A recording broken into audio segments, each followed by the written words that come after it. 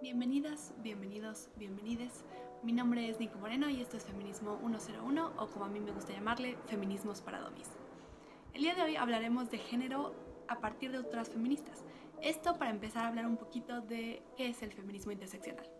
Como pequeño recordatorio, todos los videos especificaré que mis pronombres son él, ella y soy una persona transmasculina no binaria.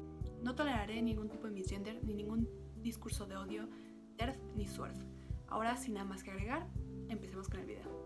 Muy recientemente se empezó a hablar de feminismos que incluían a miembros de la comunidad LGBT. Muchas feministas hoy en día argumentan que estas luchas no deberían de estar juntas y que son completamente diferentes. Personalmente yo difiero de esta postura. Pero antes de sacar cualquier conclusión, hablemos un poco más del tema. Según la autora Kate Millett, feminista radical, el género debe ser analizado desde el patriarcado, dividiéndolo en esferas de posición, temperamento y papel. Equipara la biología con el sexo y la cultura con el género. Según ella, hay muchos aspectos que se relacionan con el sexo. La familia es un instrumento social de reproducción y socialización. Las mujeres no ocupan un lugar en esta sociedad por su posición impuesta en su vida privada. El oprimido en el trabajo es el opresor en el hogar. Existe una dependencia económica ya que las mujeres no tienen sueldo por labores o bienes propios. Se considera a las mujeres como propiedades. Existe también una diferencia cualitativa y positivista en el nivel de educación que reciben los sexos. Según esta autora, existen patologías universales y longevas creadas por la supremacía masculina que obliga a la oprimida a buscar mecanismos de supervivencia como la infantilización, el buscar la aprobación del varón, la asolación de su cuerpo o inteligencia y complacencia sensual. Este es un argumento usado constantemente para que las mujeres no se tomen fotos en calzones, para que no sean seres sexuales, para que no sean trabajadoras sexuales o en general para que no hagan nada que pueda sexualizarlas o que pueda complacer a los hombres. Personalmente yo siento que esa idea se basa demasiado en una idea de moralidad cristiana y no es realmente tan radical como creen estas feministas, pero es una idea que vemos constantemente repetida dentro de grupos feministas radicales. Por otro lado, la autora Gayle Rubin parte del sistema sexo-género y el cuestionamiento de su origen para estudiar este concepto. Tiene un punto extremadamente problemático que compara a las mujeres con esclavos. Es problemático ya que dentro del sistema de esclavitud las mujeres blancas eran opresoras al igual que los hombres blancos. No podemos comparar el sufrimiento de dos cosas completamente diferentes y decir que son lo mismo. Aparte de esto, critica el marxismo porque es insuficiente, ya que no toma en cuenta el sexo y la reproducción. Las mujeres son las que administran el consumo del hogar y ese es su único papel, ya que no heredan la tradición capitalista que los varones sí tienen. Usa a Lévi-Strauss para explicar la importancia del parentesco. Surgió esta idea con el fin de explicar los tabúes del incesto y crear prohibiciones y separaciones sexuales. Lévi-Strauss considera que la esencia de los sistemas de parentesco está en el intercambio de mujeres, dando pie a la opresión sexual, ya que las relaciones de poder crean divisiones sexuales de trabajo, relaciones de dependencia, heterosexual obligatoria, construcciones culturales como el matrimonio y su condición como forma básica de intercambio de regalos, conceptualizaciones de la sexualidad biológica a nivel social, entre otras situaciones. Usa Freud ya que considera que el psicoanálisis como teoría una teoría feminista frustrada, ya que el concepto de Edipo es completamente relacionable con el sistema sexo-género y las deformaciones que se dan cuando se dividen los niños de las niñas. Según Rubin, antes de lo edípico, los niños no son heterosexuales, ya que no existe una necesidad de satisfacer la heterosexualidad de la madre. Sin embargo, cuando se piensa desde la división de los sexos, Rubin habla sobre la envidia del pene que tienen las niñas. Una idea un poco extraña para mí, ya que puede notar físicamente que les falta algo. Sin embargo, el checo reitera que toda sexualidad adulta es resultado de un desarrollo psíquico. Finalmente, analiza a Lacan para hablar sobre el parentesco y el falo. La identidad de género es organizada por las reglas culturales domesticadas. Existe una distinción por parte de Lacan entre el pene y el falo. El falo es un conjunto de significados conferido al pene y conlleva la dominación de los hombres sobre las mujeres, ya que es un objeto simbólico del intercambio entre familias y pasa de un hombre a otro hombre. De aquí parte el derecho a la mujer que tienen los hombres y la obligación de las mujeres de ser amadas y amar únicamente a quienes tienen falo. Asimismo, existe una necesidad por el masoquismo y la pasividad por parte de las mujeres y una necesidad por narcisismo de parte de los hombres. Personalmente yo estoy completamente en contra de todas estas ideas. es cierto que el marxismo es insuficiente ya que no considera muchos tipos de opresiones. Es cierto que vivimos dentro de una sociedad cis heteropatriarcal, pero cosas como la heterosexualidad no son inherentemente malas. Debemos saber diferenciar entre las personas que lidian con heterosexualidad forzada y querer alesbianar a todas las mujeres. La sexualidad no es algo que se elige y no podemos forzarla en ninguno de los dos aspectos. Las niñas cis no le tienen envidia a los hombres por sus penes, no podemos decir que todo se reduce al pene. Sobre todo cuando hablamos de personas trans, los hombres trans no tienen pene y las mujeres trans sí tienen pene.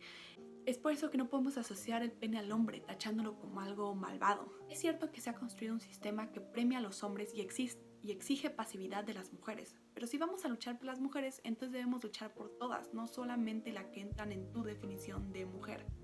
La autora Mónica Witting analiza el género desde la heterosexualidad, considerando que la opresión es lo que crea el género y no al revés.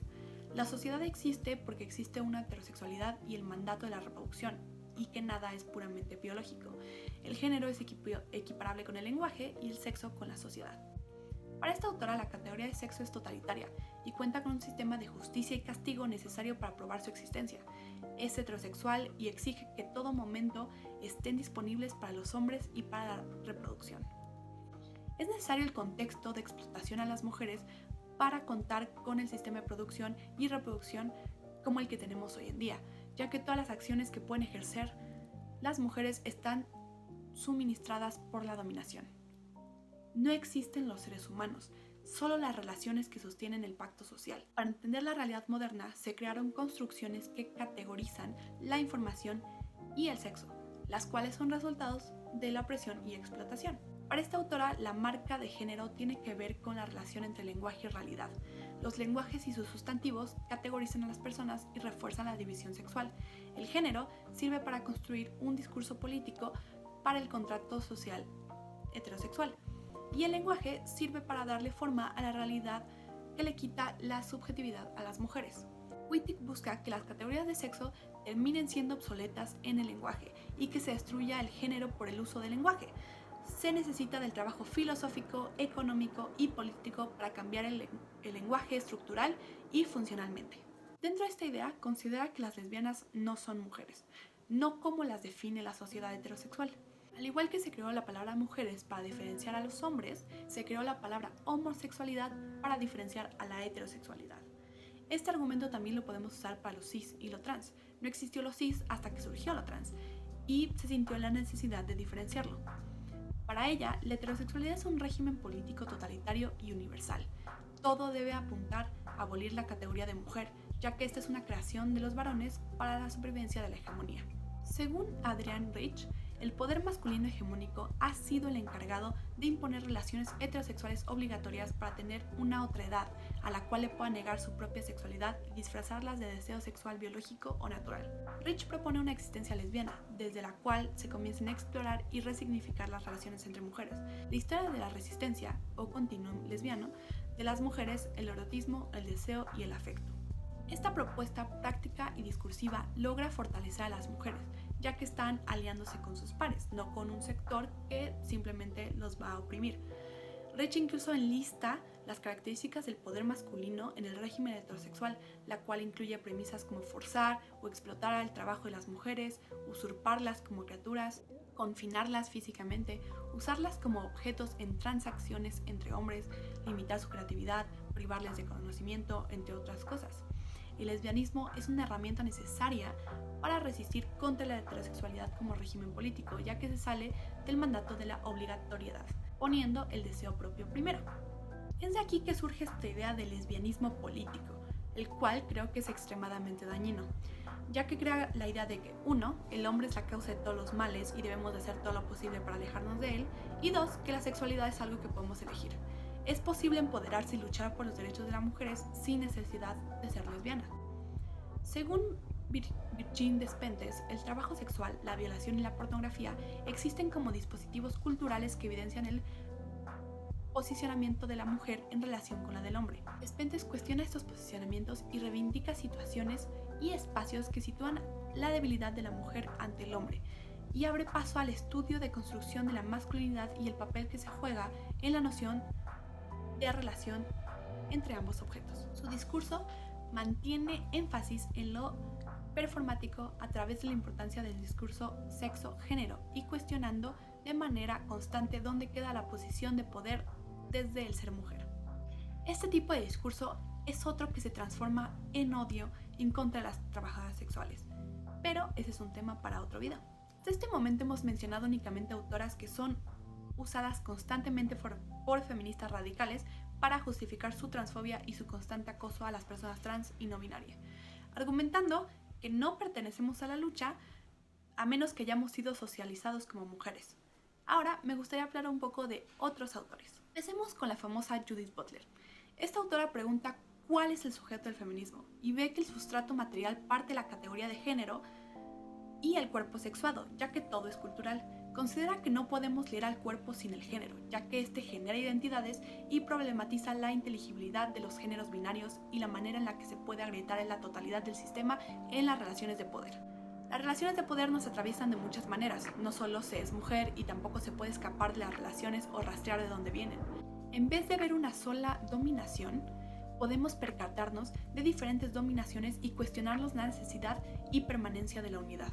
Butler evidencia que las identidades inteligibles no existen, ya que nada puede ser totalizable, completamente coherente o continuo. Por ende, la identidad nunca será descriptiva, sino prescriptiva. Para Butler, la identidad de género muestra la relación que hay entre sexo, género, deseo, prácticas sexuales como construcción y efecto de las estructuras de poder. Hay una serie de reglas culturales que nos obligan a pensar que la heterosexualidad es total, pero la autora demuestra que esto no es cierto, ya que una ley nunca puede ser cumplida completamente, ya que la sociedad siempre estará inmersa en nuevos discursos de poder. No hay manera de consolidar deseos políticos estables.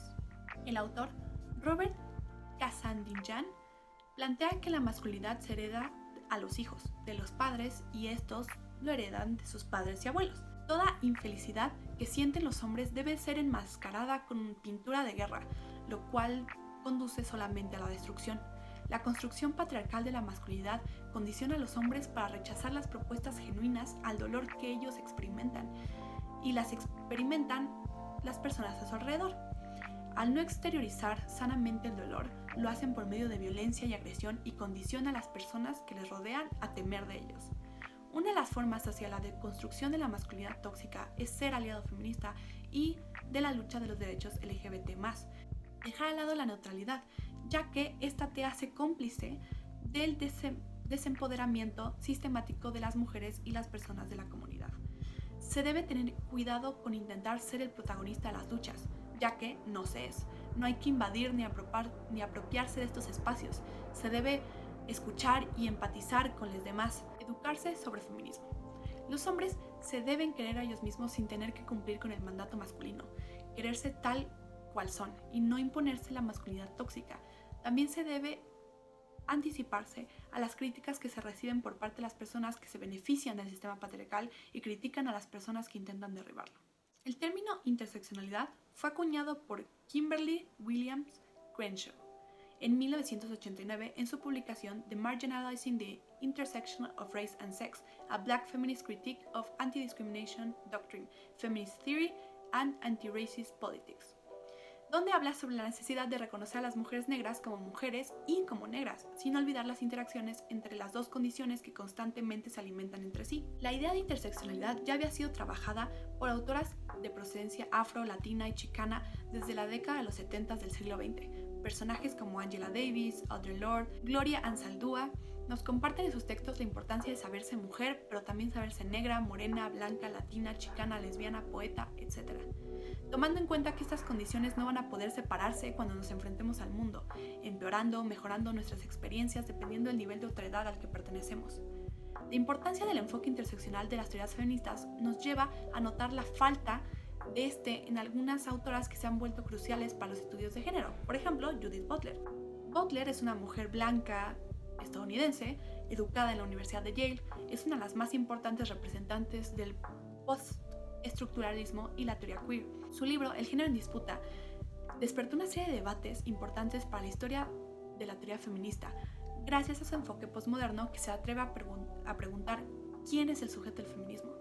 Pero la teoría feminista de Butler es deficiente para el discurso de interseccionalidad necesario en América Latina. Al haber explorado algunas de las ideas de Butler, podemos percatarnos de 3 puntos importantes.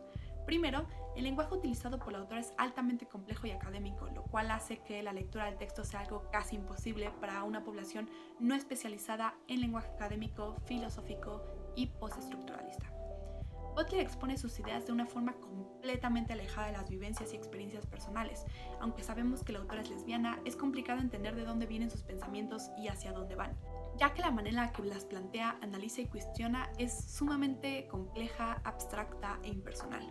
Nos ofrece excelentes herramientas filosóficas para cuestionar las premisas del sistema y de los movimientos que luchan contra él, pero al leerla no se siente un vínculo emocional o vivencial que nos haga entender las ideas intangibles para hacerlas prácticas tangibles. Esta no abstracción es necesaria para las mujeres latinoamericanas que viven en constante amenaza o realidad de ser asesinadas, violadas y golpeadas, ya que necesitamos actuar inmediatamente. El origen y los efectos del pensamiento de Butler son sumamente distintos al origen y los efectos de los pensamientos de las autoras afros o tercermundistas mencionadas anteriormente. Tenemos que colocarnos en el mundo dentro de nuestras identidades, privilegiadas o zurdas, y accionar desde ahí. Textos como el de Butler son necesarios para entender la parte filosófica blanca estadounidense, posmoderna y académica de la interseccionalidad, pero siempre hay que recordar el origen de sus ideas, situarnos en nuestra realidad y llevar las ideas a la praxis. Saber que no pertenecemos a una sola identidad, conocernos por todo lo que somos y no somos, nombrarlo y actuar desde ahí, crear un nuevo consenso que pueda resistir a la violencia que atraviesa nuestros cuerpos en distintos niveles todos los días. Esto es lo que tenemos que hacer. No podemos luchar por las mujeres negras sin luchar contra el racismo. No podemos luchar por las mujeres lesbianas sin luchar contra la lesbofobia, que se relaciona directamente con el odio hacia la comunidad LGBT+. No podemos luchar por las mujeres obreras sin luchar por los derechos laborales. No podemos luchar por las mujeres con discapacidades sin luchar en contra del capacitismo. No podemos luchar por las mujeres indígenas sin luchar en contra de la colonialidad. Estas intersecciones son lo que nos hace quienes somos. Yo soy una persona no binaria, pero también soy mexicano, pero también soy neurodivergente y tengo muchos privilegios que muchas personas no tienen. Necesitamos reconocer que hay mujeres con muchos más privilegios que otras personas. No podemos decir que automáticamente todas las mujeres son víctimas simplemente por el hecho de ser mujeres. Una vez que reconocemos la interseccionalidad, podemos entender que la lucha feminista nos concierne a todos y debe ser no solo para lograr que las mujeres puedan abortar, sino también para que las personas no binarias y los hombres trans puedan hacerlo. Es por eso que personalmente creo que es importante incluir a los hombres y a las disidencias dentro del feminismo, no para que tomen la posición principal y se pongan en un estandarte que creen que son más importantes que todos los demás, para nada. Pero sí es importante darle la oportunidad a los hombres de que puedan aprender a través de este feminismo interseccional para así poder llegar a un mejor punto en todas las luchas. Muchas gracias por haber visto este video. Si llegaste hasta aquí y te quedaste con un millón de dudas, no dudes ponerlas en los comentarios. Si hay algún autor o autora que te gustaría que discutiera más adelante, soy todo oído. No olvides suscribirte a mi canal y picar la campanita que está al lado de mi nombre para que YouTube te avise cada vez que subo un nuevo video. Muchas gracias y nos vemos a la próxima.